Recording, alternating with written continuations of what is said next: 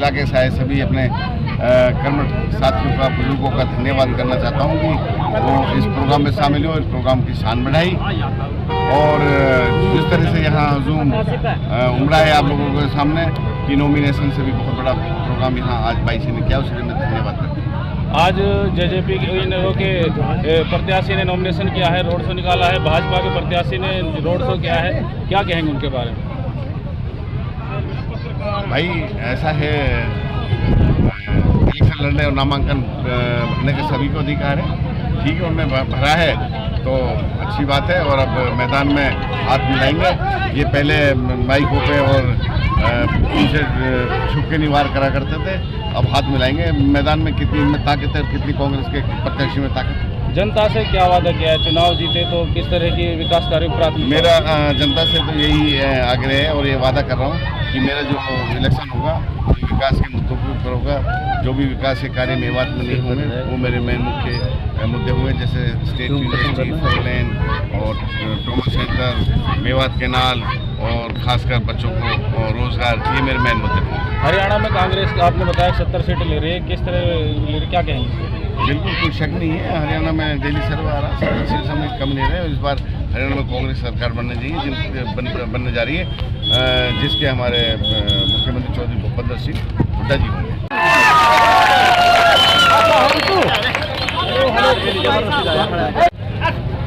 आज जो ये प्रोग्राम बाईसी ने रखा है, सबसे पहले जो मेरे को बाईसी की तरफ से पूरी बनी है, मैं उसका शुक्रिया अदा करना चाहता हूँ। मैं ये वादा करता हूँ आप लोगों के सामने कि इंशाअल्लाह जब तक मैं जीऊंगा इस पगड़ी की इज्जत को कभी भूल नहीं होने दूंगा।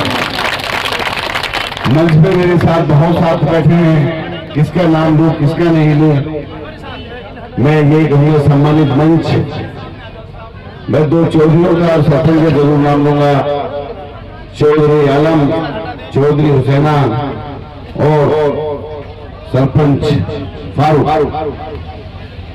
और ये सब हमारे मेरे बहुत ही क्या कहूँ कर्मठ कार्यकर्ता और खासकर नौजवान मेरे साथी, सभी पत्रकारगण और मेरे पिता समान बुजुर्गों और प्यारे बच्चों। मेरे से पहले काफी वक्ताओं ने अपनी बातें रखी। आप लोगों को पता है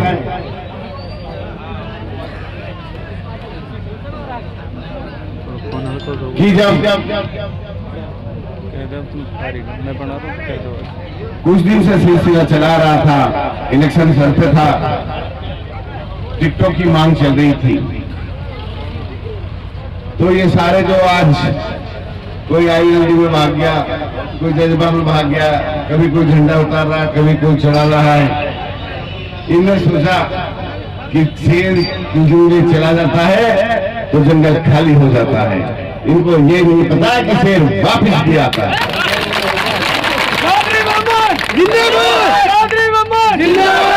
आप लोगों के सामने चौधरी भूपेंद्र सिंह हुड्डा ने, चौधरी दीपेंद्र जी ने और कांग्रेस के शीर्ष नेतृत्व में, चाहे राहुल जी हों, चाहे खड़गे जी हों, चाहे सोनिया गांधी जी हों, चाहे वेणुगोपाल जी हों, चाहे हमारे प्रभारी दीपक बावरे जी हों, हमारे हरियाणा के अध्यक्ष चाहे उदय भाई जी हों और कोई भी हो, उन्होंने मेरे पास दोबारा विश्वास बताया है। मैंने हुड्डा जी के सामने कहा था और फिर कह रहा हूं कि इंशाअल्लाह इस सीट को हरियाणा में के इतिहास रचाएंगे और इतने वोटों से जीतेंगे कि ताकि आने वाला इंसान ये सोचे कि इससे बड़ी जीत कैसे होगी। वो संभव तभी है जब आप मेरे सब साथ हो। मैं जितना आप लोगों का एहसान बन हूं वो मैं जानता हूं, क्योंकि मैं राजनीतिक परिवार से भी नहीं था, तब भी आप लोगों ने अपनी पलकों पे मुझे बिठाए रखा।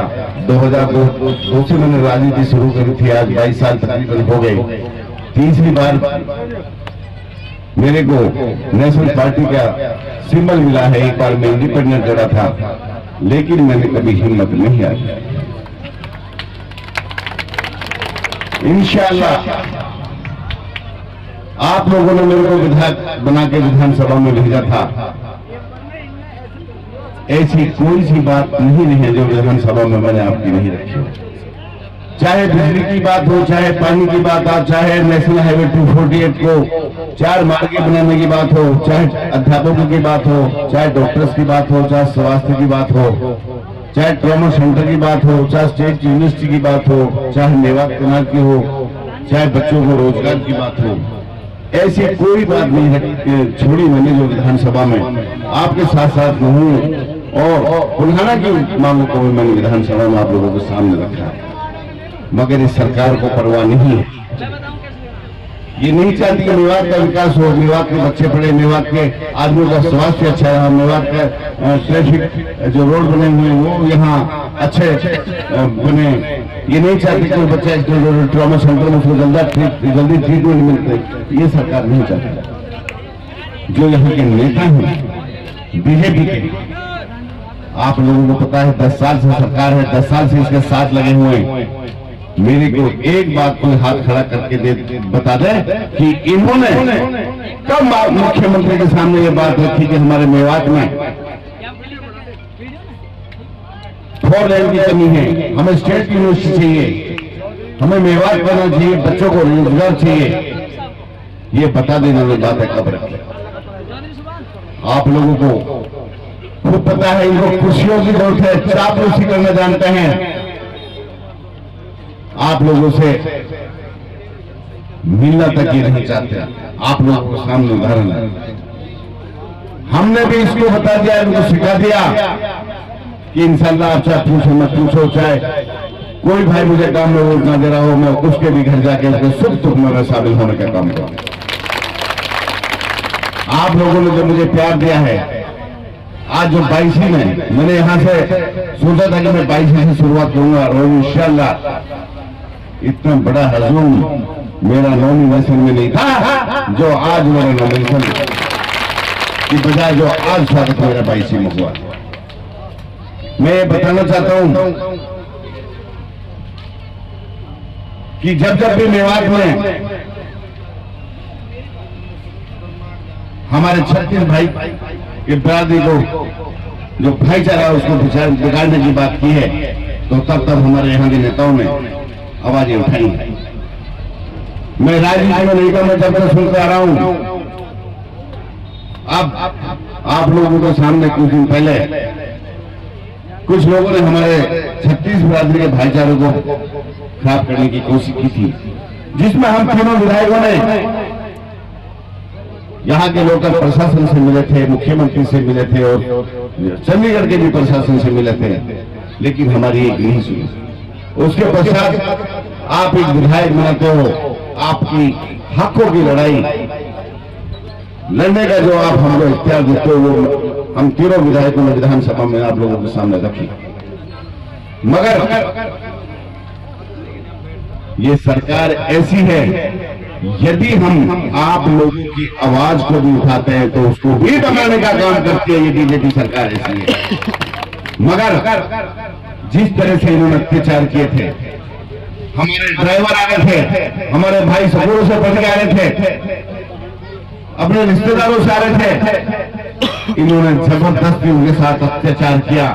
मैं ये मंच के माध्यम से ऐलान करता हूं, ठीक है, उन्होंने हमारे नाजायज बच्चों को सताया, गरीबों को रुलाया। जब सरकार कांग्रेस की बनेगी, जिसने भी गलत काम किया उसे एक चीज का हिसाब लिया जाए। ये जो आज फार्म भर के आए हैं, इन्होंने गलत तरीके से झूठे बच्चों के नाम लिस्ट दे करके नहीं, जो बच्चे नौकरियों की हम लगाने की सोचते हैं, उनकी जिंदगी खराब कर दी इन्होंने।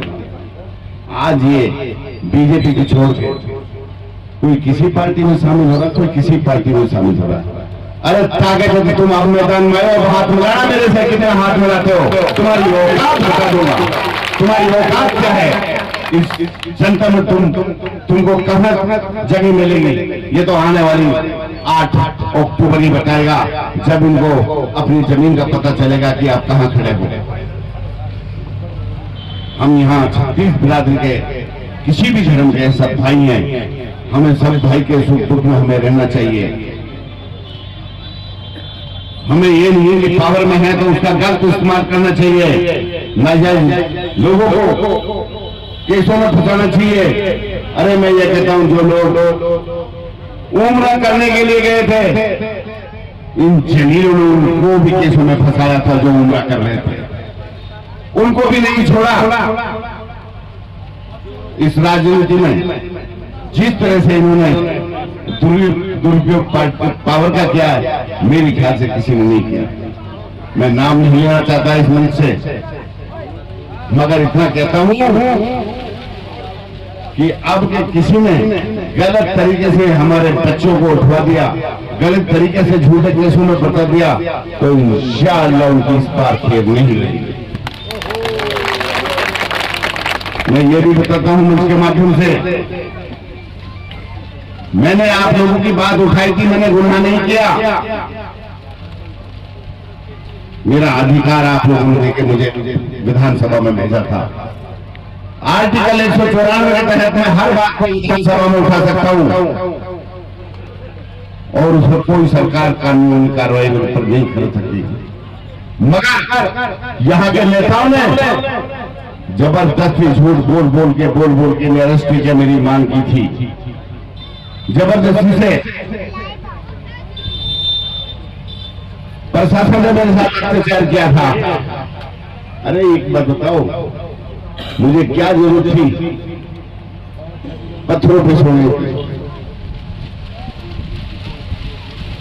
और क्या जरूरत थी 18 घंटे? मगर मेरे एक याद है, भूलूंगा नहीं। और फिर कह रहा हूं, अपने बच्चों के लिए, अपने इलाके के लिए, मेरे को कोई भी आपत्ति नहीं, उसे मर मिटने के लिए मैं फिर तैयार हुआ।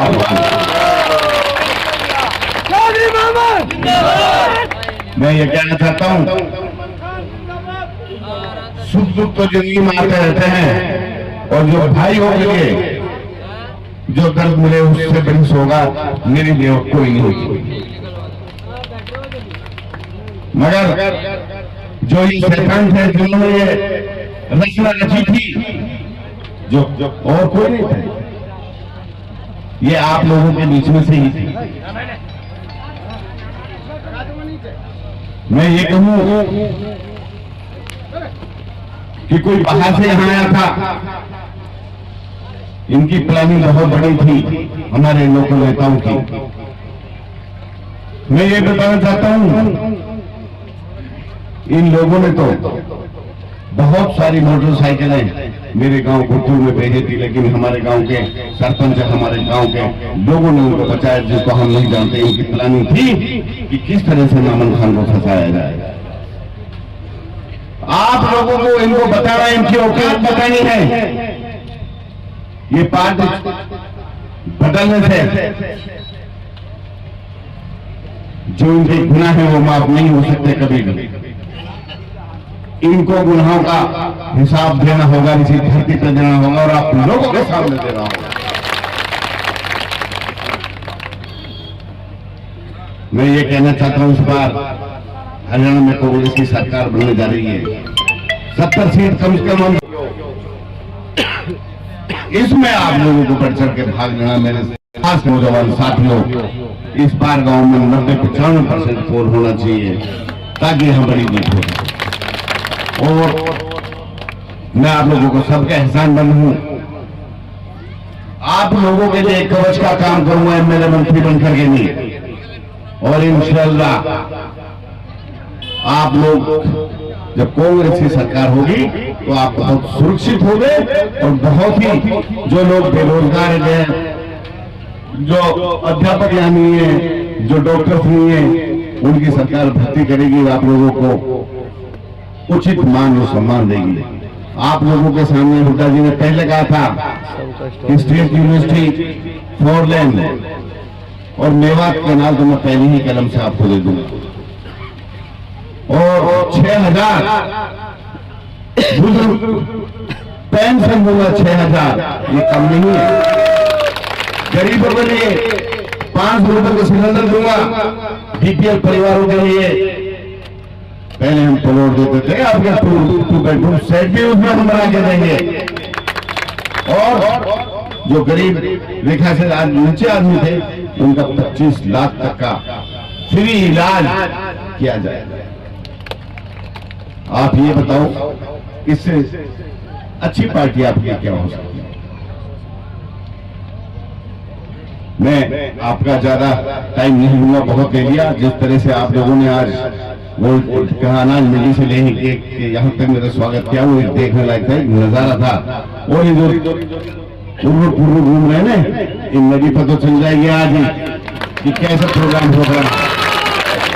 जितने इनके नॉमिनेशन नहीं थे ना, इतनी तो घाटा की बाई से बस उसके एक गुना जाके तुझे दिखा दी कि स्वागत प्रोग्राम में कैसा होता है। वक्त मिला, टाइम मिला तो बाई सीगा मेरे पे क्या पूरे मेवात का ऐसा नहीं उतर सकता, मगर जो भी कुछ होगा बगैर मैं यहाँ के कोई काम शुरू नहीं करूँगा। और अब 17 तारीख को ढाका में तो उसमें दूंगेजा का प्रोग्राम है, 11 बजे का सब साथी आओगे दूंगेजा, हाथ नहीं खड़े हुए भाई। हाँ, और भाई जो मैसेज में गांव में जाता हूँ प्रोग्राम के लिए या और भी कोई प्रोग्राम में व्हाट्सएप ही करता हूँ, उसको मान लो मैंने उसी को मानना है, क्योंकि बहुत फोन हो जाते हैं, फिर मिलने जुलने में बड़ी दिक्कत होती है। और इलेक्शन में दिन रात मेहनत करनी है, ये मेरे कार्यकर्ता को सोना नहीं है, हर घर पे नजर रखनी है, हर मोहल्ले में नजर रखनी है। और जिस दिन इलेक्शन होगा उस दिन बूथ पे नजर रखनी है, वोटों पे नजर रखनी है। तब आप ये काम कर लोगे तो इंशाल्लाह कोई ताकत नहीं है खुदा के अलावा आप लोगों को कोई हरा सके। जय हिंद, जय भारत।